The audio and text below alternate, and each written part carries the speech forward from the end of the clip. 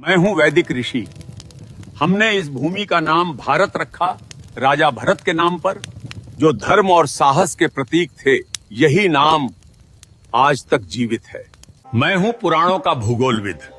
हमने भारत को जम्बू द्वीप कहा, जहां जम्बू वृक्षों से भरपूर भूमि थी। प्राचीन काल में पूरी धरती को इसी नाम से विभाजित किया जाता था। मैं हूं आर्य परंपरा का विद्वान। उत्तर से दक्षिण तक फैली इस भूमि को हमने आर्यावर्त कहा। यहाँ धर्म, ज्ञान और संस्कृति का वास था। मैं हूं फारसी यात्री। हमने सिंधु नदी को हिंद कहा और इस भूमि को हिंदुस्तान। यही नाम सदियों तक चलता रहा। मैं हूं यूनानी भूगोलविद।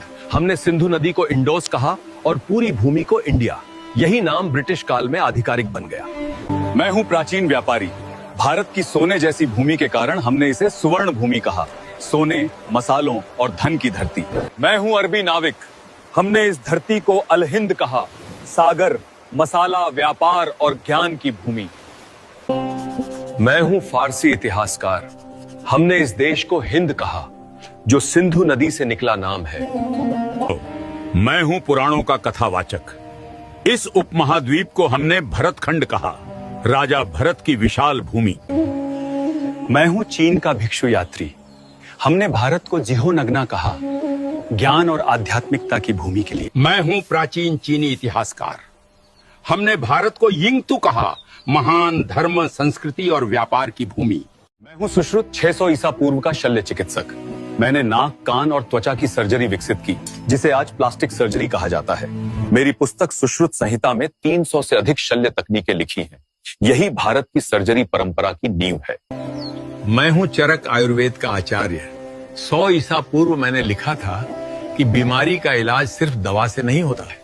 शरीर, मन और भोजन, तीनों का संतुलन जरूरी है। मैंने सिखाया कि हर पौधा दवा है और हर भोजन औषधि बन सकता है। मैं हूं प्राचीन भारत का नेत्र चिकित्सक।